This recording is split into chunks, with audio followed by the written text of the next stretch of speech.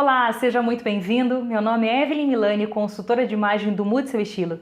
E hoje a dica é extremamente especial. Fica aí!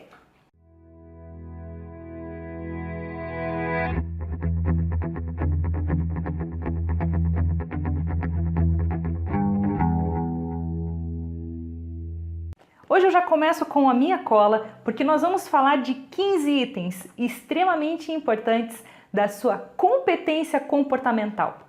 Se você assistiu o último vídeo publicado, onde nós falamos a respeito da etiqueta empresarial, você deve ter ouvido essa expressão, competência comportamental. No vídeo eu disse a respeito de um estudo de Stanford, em que revelou que as pessoas são contratadas por sua competência técnica, porém, na sua maioria, são demitidas por causa da incompetência comportamental. E o que vem a ser o comportamento? Bom, ele é a expressão da sua personalidade, é a expressão dos seus sentimentos naquele momento. Por isso que você tem que ter autoconhecimento e um domínio, porque muitas vezes o seu temperamento ele é mais explosivo, o seu temperamento ele é mais sentimental, e você reage de uma forma ruim nesse mundo corporativo, reage mal no meio do seu trabalho.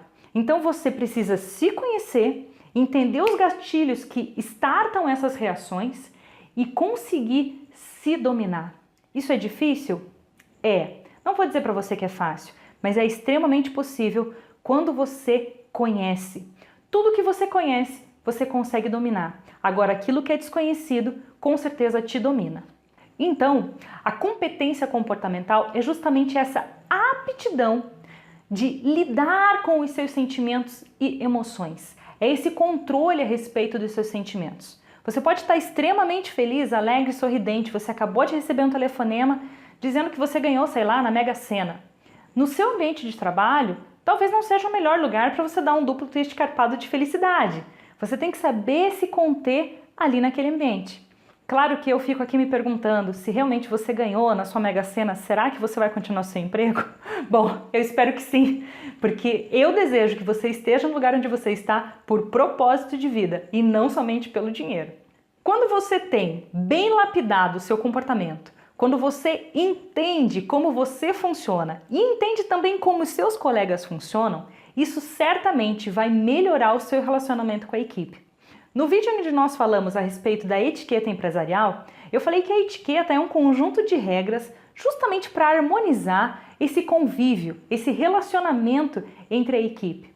Pois quando você tem a competência comportamental bem lapidada, não somente a sua, mas você também tem conhecimento do comportamento dos seus colegas, esse relacionamento fica ainda muito mais fácil. E com isso, a performance sua individual e da equipe aumenta exponencialmente.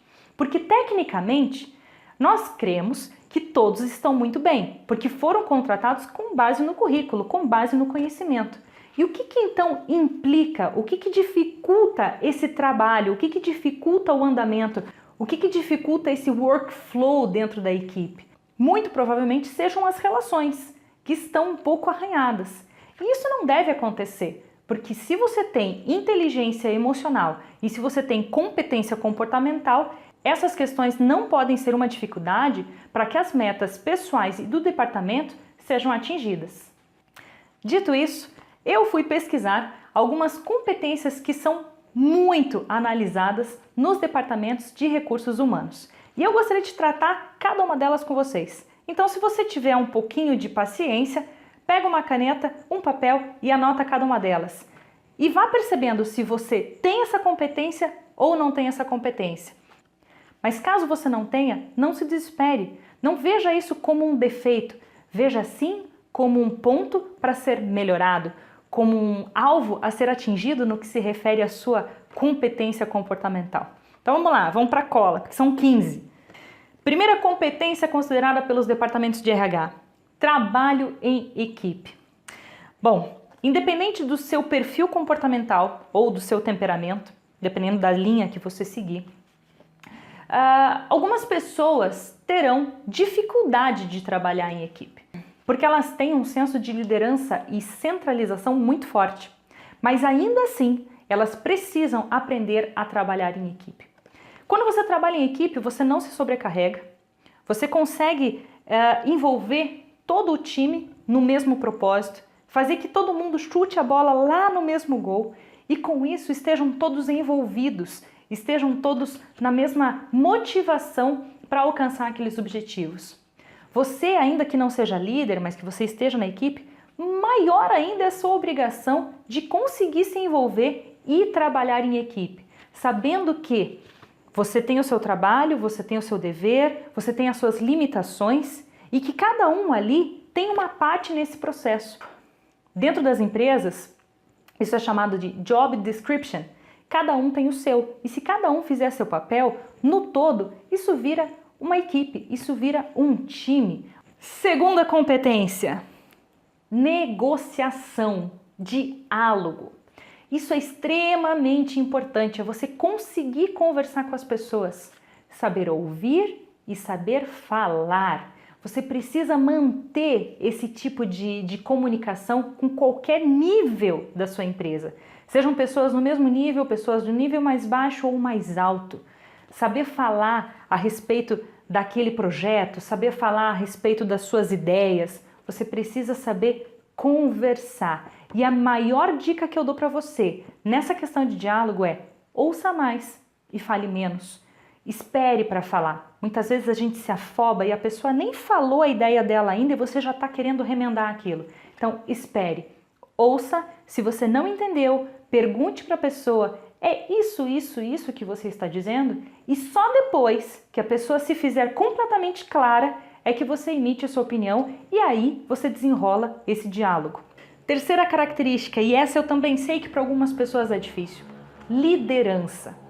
Quando a gente fala de liderança, não é chefia, não é saber mandar. O líder, ele é um influenciador.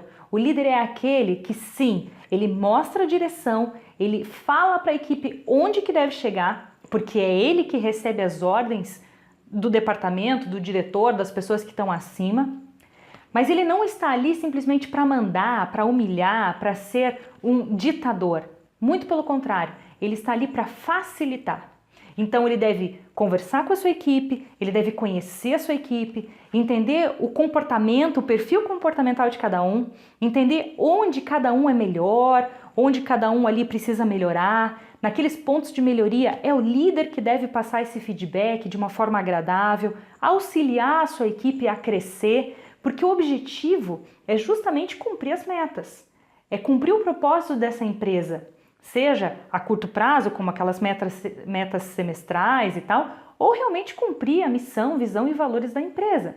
Por isso que o líder, ele tem que trazer todo mundo para o mesmo trilho, para que todos estejam motivados a cumprir o propósito da empresa.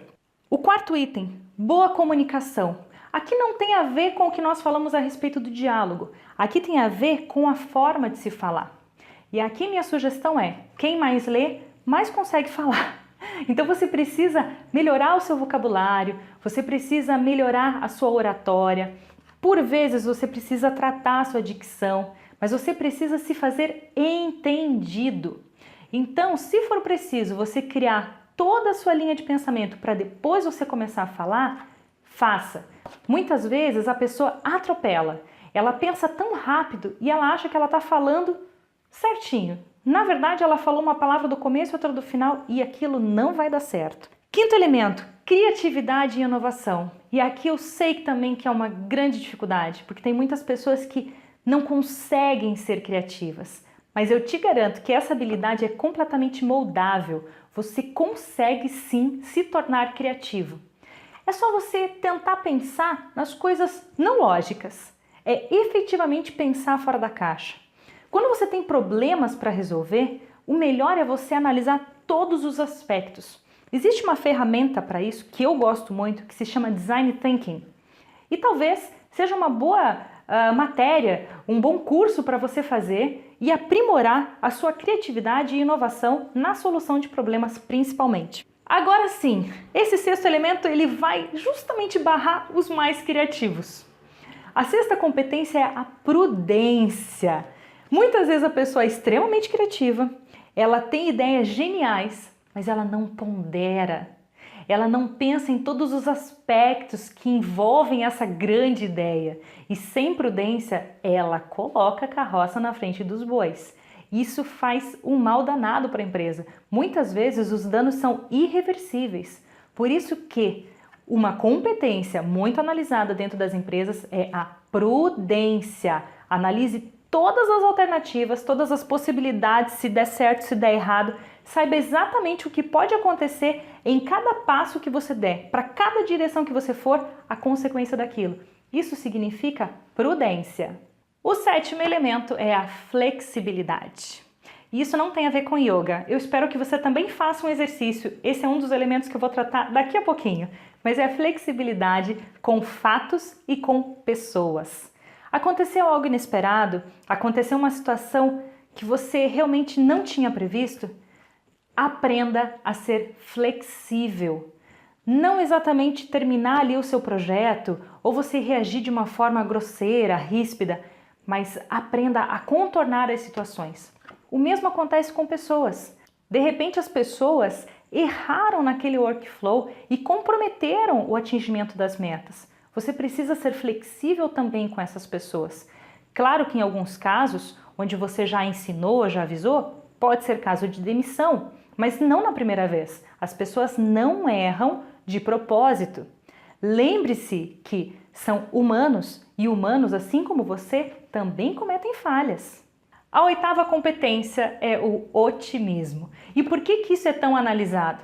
Porque se, ao contrário, você for pessimista, você consegue contaminar toda a equipe, independente de você ser líder ou não. É a história da laranja podre. Uma laranja podre no cesto vai contaminar todas as outras. E isso vai refletir diretamente na produtividade individual desse pessimista e de toda a equipe. Portanto, mesmo que existam N problemas, mesmo que você esteja estressado, preocupado, continue sendo otimista. A nona característica é a assertividade. Assertividade também tem a ver com comunicação, mas ela é a habilidade de expressar suas ideias, seus pensamentos e o seu posicionamento. Então, mais do que você ter um linguajar correto, você saber falar, é você saber expressar o que tem aí dentro. E essa é uma habilidade para poucos, então trabalhe nela. O 10º elemento é a ética, é você agir com integridade, não usurpando do direito de ninguém, não pisando em ninguém para conseguir atingir as suas metas. Agir com ética é você agir com responsabilidade social, entendendo que a sua equipe é feita de seres humanos e que você deve colaborar com eles o máximo possível. O próximo elemento tem a ver com o que eu falei agora há pouco do yoga, é a valorização da qualidade de vida. Sim, as pessoas prestam atenção nisso também. Claro que algumas empresas têm um ritmo extremamente acelerado e elas gostam que os seus funcionários sejam workaholics. Mas algumas empresas que já têm uma outra visão de sustentabilidade, de qualidade de vida, elas querem também que você cuide disso. Que você cuide da sua alimentação, que você não seja um fumante, que você faça exercícios. Esse também é um elemento do seu comportamento extremamente importante e analisado. A 12ª característica desse comportamento é uma visão holística. De repente você trabalha num departamento que é super isolado, mas se você não tiver visão do todo, se você não entender o processo de toda a empresa, isso vai comprometer o seu desempenho e os resultados da empresa como um todo. Então você ter uma visão holística a respeito de todos os processos é fundamental. 13º comportamento, saber dividir conhecimento. Tem algumas pessoas que têm medo de repassar o que conhece. Alguns até dizem, eu não vou criar cobra para me picar. Gente, isso não existe. Quando nós dividimos conhecimento, nós aumentamos o nosso, nós damos a chance do outro também nos ensinar e nós aprendemos quando nós também ensinamos. Porque algum detalhe ou outro, quando a gente está ensinando, a gente também pensa, puxa vida, nunca tinha pensado assim, olha só. Ainda que você guarde essa conclusão para você, eu tenho certeza que quando você ensina, você também aprende. Então, não tenha medo de dividir conhecimento. Você não precisa ser o garoto enxaqueca e ter uma cabeçona cheia de conhecimento e não passar isso adiante. Pense que o seu conhecimento é um legado para a humanidade. 14º elemento, estamos quase chegando no final. É o seu autodesenvolvimento, é o seu estudo constante. E eu não estou falando só da parte técnica do seu trabalho, não. Muito pelo contrário, você pode trabalhar de repente no departamento financeiro e estar interessado nesse assunto de hoje, que tem a ver com comportamento ou tem a ver com a etiqueta empresarial. Certamente esses conhecimentos vão enriquecer demais o seu trabalho, facilitar esse trabalho em equipe e melhorar muito a sua posição dentro da empresa.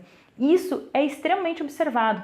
Quanto mais você quiser conhecer, demonstrar esse interesse, mais bem visto você será dentro da sua empresa. E o 15º elemento, ele é bem subjetivo, mas ele também pode ser lapidado.